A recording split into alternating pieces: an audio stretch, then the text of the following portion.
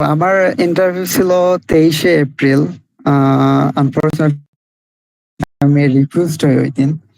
So আমার যা মনে হয়েছে আমার এই রিফিউজ মূলত DS-160 কারণে। সো আমি তাদের উদ্দেশ্যে বলতেছি যারা DS-160 এডিট করেন আর কি, মানে বারবার সাবমিট করেন ঠিক করে করে।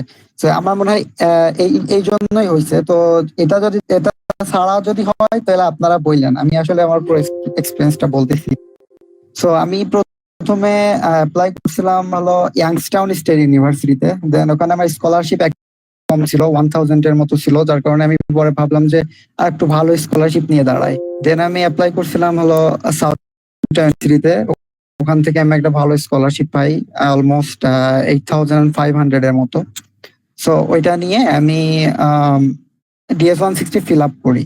তো আমি ওখানে অ্যাপ্লাই করছিলাম ইলেকট্রিক্যাল অ্যান্ড ইলেকট্রনিক্স ইঞ্জিনিয়ারিং এ, কিন্তু ওরা আমাকে যে I-20 দিছিল ওটা হলো কম্পিউটার সায়েন্সের উপরে। তো ওদেরকে আমি মেইল করি, বাট ওরা মানে মেইলের রেসপন্স করতে অনেক লেট করে, মানে মেইলের উত্তর দিতে অনেক লেট করার জন্য আমি ওই same offer letter, same I-20 দিয়ে আমি এই যে কম্পিউটার সায়েন্সের উপরে বেসড করে আমি DS-160টা সাবমিট করে দিই। দেন 1 মান্থ পর, মানে এটা আমি করছিলাম, মানে তাও কতদিন হবে, আমার ইন্টারভিউ 1 মাসের বেশি সময় হয়ে গেছে, মানে 1 মাসের আগে করছিলাম আমি এটা।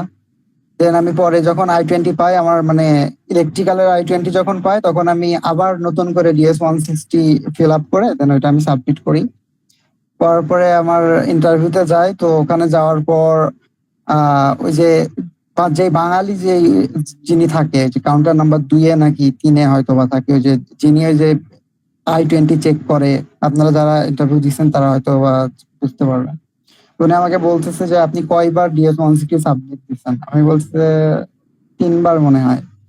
আমি মানে সঠিক না, হয়তো বা 3বারই হবে। তো আমি সবগুলাই নিয়ে গেছিলাম, আমার যত DS-160 সাবমিট করা হয়েছিল আমি সবগুলোর কপি নিয়ে গেছিলাম। সো আমাকে বলছে যে আপনার মানে বর্তমানে যেটা অ্যাড করা হয়েছে ওটা দেখি যে আমার মানে অ্যাড ওখানে ওখানে আপডেট হয়নি। তো আমার মানে ওখানে যেটা আপডেট হয়েছে সেটা হলো আমার কম্পিউটার সায়েন্স নিয়ে, ওইটা পর্যন্ত আপডেট হয়েছে। মানে আমি কম্পিউটার সায়েন্স নিয়ে যেটা আপডেট করছিলাম ওইটা পর্যন্ত ওখানে আপডেট হয়েছে, কিন্তু লেটেস্ট যেটা আমি আপডেট করছি ওটা আপডেট হয় না ইলেকট্রিক্যাল। বাট আমার প্রিপারেশন তো টোটালি ইলেকট্রিক্যালের উপরে। দেন আমি অনেক মানে পুরা ওই সময় আমার পুরা মানে কি করব বুঝতেছি না। দেন অনেকক্ষণ পর আমি ওনার সাথে কথা বলার ট্রাই করি। দেন উনি বললো যে আপনি ভিসা অফিসারে এটা বলবেন, মানে আপনি লাস্ট যেটা আপডেট করছেন ওইটা নিয়েই বলবেন। দেন গেলাম ইন্টারভিউতে। উনি আমাকে জিজ্ঞেস করছে, মানে আমাকে দেখলো, পুরো দেখে আমার মনে হয় কম্পিউটার স্ক্রিনে আমার DS চেক করলো। দেন আমাকে প্রথমে জিজ্ঞেস করলো how many university did you apply to. আমি বললাম যে আমি 3টা ইউনিভার্সিটি অ্যাপ্লাই করছি। দেন কি কি জিজ্ঞেস করলো বললাম। দেন বললো যে হোয়াই দিস ইউনিভার্সিটি, এটা আমাকে জিজ্ঞেস করছে। দেন আমার অ্যান্সারটা অনেক জোস হয়েছিল আর কি, আমি অনেক সুন্দর করে বলছি। বাট উনি মনে হলো ইমপ্রেস। তারপরে আমার স্পন্সর নিয়ে জিজ্ঞেস করলো, আমি 3 লাইন বলতে বলতে আমাকে মানে রিপিট করেছে। তা আমার মনে হয় কি, আমার এই যে DS-160-র সাথে আমি যে বললাম ইলেকট্রিক্যাল নিয়ে, এই ইলেকট্রিক্যালের I-20 নিয়ে যে আমি বললাম, এটার সাথে যে ইররিলেভেন্টের যে ব্যাপারটা, এটার জন্য আমার মনে হয় রিপিউজটা হয়েছে। তো আপনাদের কি মনে হয় আর কি?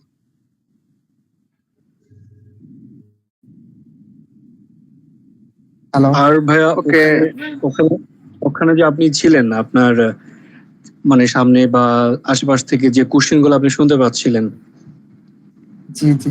একটু যদি শেয়ার করতেন যে কি ধরনের কোশ্চেন তারা করতেছিল। আচ্ছা আচ্ছা, ওখানে মূলত 3টা থেকে 4টা কোশ্চেনই করতেছে। সেটা হলো প্রথমে যাওয়ার পরে মানে কারো কারো জিজ্ঞেস করছে why are you going to USA, এটা কারো কারো জিজ্ঞেস করতেছে। আবার কারো কারো গিয়েই জিজ্ঞেস করতেছে how many university do apply. এরকম আমাকে প্রথমে যে এটা জিজ্ঞেস করছে, আমাকে প্রথমে জিজ্ঞেস করে নাই যে why are you going to USA। Then একটা কোশ্চেন মাস্ট জিজ্ঞেস করবে যে হোয়াই দিস ইউনিভার্সিটি, এটা কমন, এটা খবর পড়বেই মাস্ট। তো এই কোশ্চেনের উপরে আপনার ওনাকে মানে 50 থেকে 80% ইমপ্রেস করে ফেলতে হবে, জাস্ট এই একটা কোশ্চেনের উপরেই। দেন তারপরে স্পন্সরটা আপনি এটার উপরে আপনার টোটাল ভিসা হওয়া না হওয়াটা নির্ভর করে। সো লজিক্যাল ওয়েতে এটা দেওয়ার ট্রাই করবেন, এটা করবে স্পন্সর আর হলো হোয়াই দিস ইউনিভার্সিটি। তো 3টা কোশ্চেন যদি করে, then why this university, sponsor কে, আর কয়টা ইউনিভার্সিটিতে অ্যাপ্লাই করতে, এই 3টা, যদি 3টা বলি তো এই 3টা করবেই মাস্ট। যখন ওরা খুব রাশের মধ্যে থাকে তখন এরা ওই 3টা থেকে 4টা কোশ্চেন করে।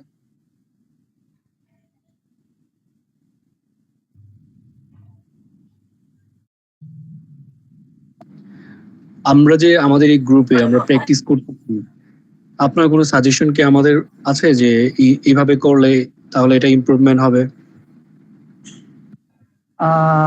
সাজেশন বলতে কি ভাই, আমার যতদূর মনে হয়েছে ওরা কিছু ইউনিকনেস চায়, ঠিক আছে? ওরা মানে আমি যতদূর বুঝলাম ওখানে কিন্তু অনেক অনেক অ্যাপ্লিকেন্ট, আপনি ওখানে দেখবেন অনেকগুলো অ্যাপ্লিকেন্ট, সবার অ্যান্সার কিরকম জানি ওদের কাছে মনে হবে যে সেম টাইপের, মানে সেম ক্যাটাগরি অনুযায়ী ওরা অ্যান্সার দিচ্ছে, কেমন জানি রোবোটিক, কেমন জানি একটা এআই এআই ভাব আছে প্রত্যেকের অ্যান্সারের মধ্যে। ওই জিনিসটা ওরা ওরা ওই জিনিসটা অ্যাভয়েড করতেছে, এই জন্য ওরা মানে সবাই মানে গড়ে রিফিউজ করে দিতেছে আর কি।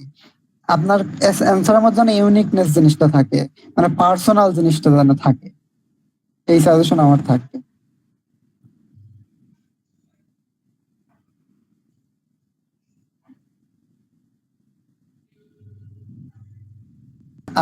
দেখেন আমি একটা কথা বলি, আমি যখন এই যে বেঞ্চে ছিলাম, বেঞ্চ থেকে আর কি কোশ্চেন গুলা শোনা যায় না, বা ওখানে মানে যে অ্যাপ্লিকেন্ট উনি কি বলতেছে এটা শোনা যায় না, কিন্তু আপনি যখন লাইনে দাঁড়াবেন তখন 2টা অ্যাপ্লিকেন্টের কথা আপনি খুব ভালোভাবেই শুনতে পারবেন, মানে আপনার সামনে যে দুইজন থাকবে, আপনি যখন লাস্টে দাঁড়াবেন। তো ওই দুইজনের থেকে আমার মনে হয়েছে আমার আগে যে ছিল উনি ভিসা পায় নাই, আমার সামনে যে ছিল, কারণ আমি নিজে হলেও ওরে ভিসা দিতাম না, কারণ ওর ওর উত্তরগুলো একদম ফুল আর্টিফিশিয়ালি ও উত্তর দিছে, মানে কোনো মনে হচ্ছে যেন রোবটের সাথে কথা বলতেছে। So, কিন্তু ওর আগে যে কথা বলছে, ওর ওর অনেক মাম্বলিং ছিল, মানে ও অনেক আটকায় যাইতেছিল, স্টাক হয়ে যাইতেছিল, বাট ওর ওর ভিতরে একটা ন্যাচারাল জিনিসটা ছিল, তার কারণে ভিসা পাইছে। একেবারে উইদাউট মাম্বলিং কথা বলেন সেটাতে সমস্যা, কারণ তখনই মনে হবে যে আপনি মেমোরাইজ করে বলতেছেন, বা আপনি কোন আর কি এআই এর হেল্প নিছেন, আপনার অ্যান্সার গুলো প্রি মেক করা, ওরা এই জিনিসটাই মিন করে তখন। কারণ মামলিংটা ওখানে সব থেকে ন্যাচারাল, ঠিক আছে? কারণ আমি দেখছি অনেক গ্রুপ আছে যারা মানে স্টুডেন্টের উপর চার্জ করে, ইভেন ওরা মানে ওদের থেকে মানে মানে স্পেশাল কিছু নিতে হলে আপনাকে পে করতে হবে, মানে বড় অ্যামাউন্টেরই পে করতে হবে, কিন্তু আপনাদের একেবারে আউট অফ কস্ট, মানে কোনো টাকা পয়সা নেই না, প্লাস আনলিমিটেড মক দেওয়া যায়, দিনের মধ্যে 4বার 5বার করেও মক দিতেছেন, এই জিনিসটা আমার অনেক ভালো লাগছে। দেন এটাই বলবো যে সবাই জয়েন হন, প্র্যাকটিস করেন, ইনশাল্লাহ হয়ে যাবে। আর হলো 19শে জুলাই হলো ইন্টারভিউ সেকেন্ড টাইমের জন্য। বাট সবার উদ্দেশ্যে আবার আমি লাস্ট টাইম বলতেছি, কেউ DS-160 2বারের বেশি সাবমিট দিয়েন না, এটা আমি আবার বলে দিছি আপনাদেরকে। কারণ মানে আপনারা সাবমিট না দিয়ে রেখে দেন সেটা ঠিক আছে, কিন্তু 2বারের বেশি যদি সাবমিট দিয়ে ফেলেন ওখানে কিন্তু একটা আপডেট হওয়া না হওয়ার ব্যাপার আছে, এটা নিয়ে আমি আগের বার সাফার করছি, এটা আমার 90% মনে হয়েছে, এই জন্য আমার ভিসাটা রিফিউজ হয়েছে আর কি।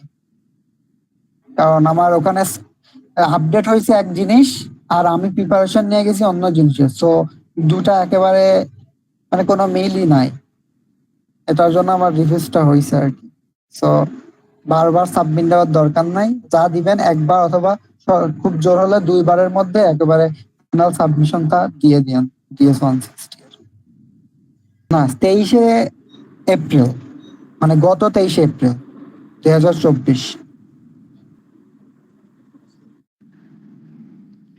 শোন ভাই, আপনাকে অনেক ধন্যবাদ যে আপনার ইন্টারভিউ এক্সপিরিয়েন্সটা আমাদের সাথে শেয়ার করছেন, এবং আপনার জন্য শুভকামনা। 19 জুলাই যেহেতু আপনার ইন্টারভিউ, আশা করি ইনশাল্লাহ আপনার এবার ভিসা হয়ে যাবে।